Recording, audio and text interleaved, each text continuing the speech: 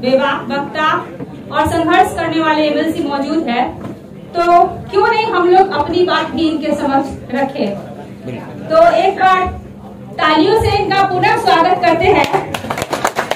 मुझे पता नहीं कि होम्योपैथी के बारे में ये कितना ज्ञान रखते हैं, ये मुझे पता नहीं, क्योंकि बदलते दौर में बहुत सारी विधाएं हैं जिसके लोग अपना चिकित्सा करवाते हैं। तो इनके दिलो दिमाग में होम्योपैथी का क्या महत्व है वो इससे अभी हम अनभिज्ञ है। तो चलिए हम आपको बताना चाहेंगे जानकारी हेतु कि हमारे मुख्य अतिथि को जानकारी हेतु ये बताना चाहेंगे कि डॉक्टर सैमुअल हैनीमैन, जिनकी आज हम जयंती मना रहे हैं, वो एलोपैथिक डॉक्टर थे और इलाज के दौरान उन्होंने जो रोगियों का कष्ट देखा, क्योंकि उस समय एनेस्थेसिया नहीं दिया जाता था और हाथ पैर बांध करके ऑपरेशन कर दिया जाता था, तो वैसे हालात में वो बहुत पेनफुल ट्रीटमेंट था। फिर इन्होंने अपने रोजी रोटी के लिए एक ट्रांसलेशन का काम प्रारंभ किया और ट्रांसलेशन के दौरान उनको मैटेरिया मेडिका के ट्रांसलेशन के दौरान जो सिंकोना बाढ़ का सिम्टम्स नजर आया, उससे उन्होंने शुरू किया होम्योपैथी का आविष्कार। उसमें ये लिखा था कि यदि हम सिंकोना बाढ़ ज्यादा ले लेते हैं मात्रा में, तो फिर हमको उसके जैसा सिम्टम्स आने लगता है और उसको लेने से मलेरिया जैसा लक्षण आने लगता है। तो फिर उन्होंने ये बार बार अपने ऊपर प्रयोग किया और प्रयोग से पाया कि लाइक क्यूर्स लाइक, तो लॉ ऑफ सिविलिया के अनुसार उन्होंने एक नया पद्धति का आविष्कार किया जिसको हम लोग होम्योपैथी कहते हैं। और मैं अभी बताना चाहूंगी विशेष, अभी होम्योपैथी के बारे में यदि हम लोग जाएंगे तो बहुत समय लग जाएगा। 10th एफोरिज्म में इन्होंने कहा है वाइटल फोर्स। तो आप सोचते होंगे कि हम एक बूंद और 2 बूंद होम्योपैथिक दवा में क्या ऐसी चीज दे देते हैं कि ये इतना डीपली एक्शन करता है। तो फ्रेंड्स, मैं बताना चाहूंगी, अपने मुख्य अतिथि को भी ये ज्ञान देना चाहूंगी, बताना चाहूंगी कि हमारे 10th एफोरिज्म में हैनीमैन साहब ने कहा है कि प्रत्येक मनुष्य के अंदर रोग प्रतिरोधी क्षमता विद्यमान है, जिसको हम लोग वाइटल फोर्स कहते हैं।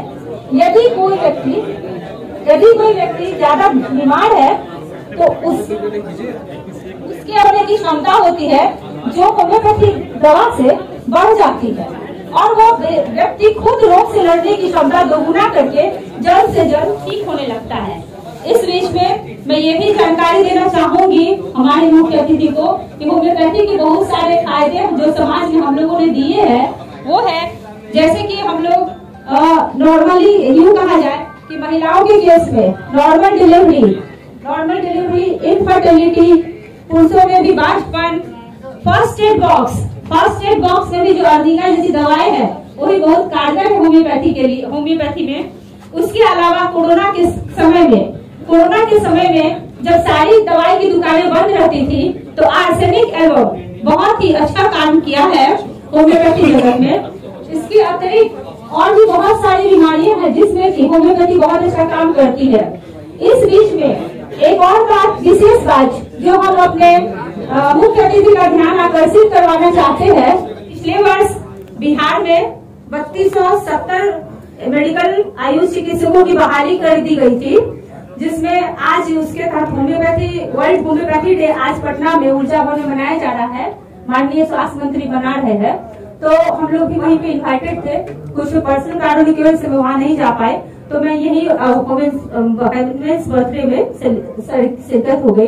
तो हमारे कहने का मतलब ये है 3270 आयुष चिकित्सकों की बहाली उन्होंने PSC CSC में कर दी। बहुत सारे ऐसे एडिशनल जगहों पे किया गया जहाँ पे होम्योपैथी का कोई ब्रांच ही नहीं बना हुआ है और इन लोगों से जो काम लिया जा रहा है, जब वहाँ होम्योपैथी दवा है ही नहीं तो होम्योपैथिक मेडिकल ऑफिसर से एलोपैथी दवाएं दिलवाई जाती हैं और एलोपैथी दवा की ट्रीटमेंट हम लोग करते हैं। खुद मैं भी पोस्टेड हूँ गोपालगंज जिला में, तो बहुत बार इमरजेंसी ड्यूटी भी हमसे कराई गई, जिसके लिए हम लोग होम्योपैथिक डॉक्टर्स उतना प्रिपेयर नहीं है, लेकिन हमें 18 दिनों का ट्रेनिंग दिया गया 3 महीने का। और ट्रेनिंग के दौरान जितने भी हम लोग को चीज सिखाए गए उसी से हम लोग काम चला रहे हैं। मगर इतनी अच्छी विधा जो हम लोग डॉक्टर सैमुअल हैनीमैन ने हमें दी है ये होम्योपैथी प्रैक्टिस की, तो इससे ये अछूते रह जाएंगे ना हमारा समाज। तो हम लोग जिस चीज के लिए ज्ञानी बने हैं, हम लोग जिस चीज की पढ़ाई पढ़े हैं, उसके इलाज के लिए वहाँ दवा अभी तक उपलब्ध नहीं कराई गई है और ऐसे ऐसे एडिशनल जगह पे बहाली की गई है जहाँ पे कुछ भी उपलब्ध नहीं है। तो आइए हम आगे अपने इसके कार्यक्रम के अगली कड़ी में अपने प्रखर वक्ता चीफ गेस्ट को आमंत्रित करेंगे। उससे पूर्व मैं डॉक्टर विनय से चाहूंगी कि वे उनका स्वागत करें।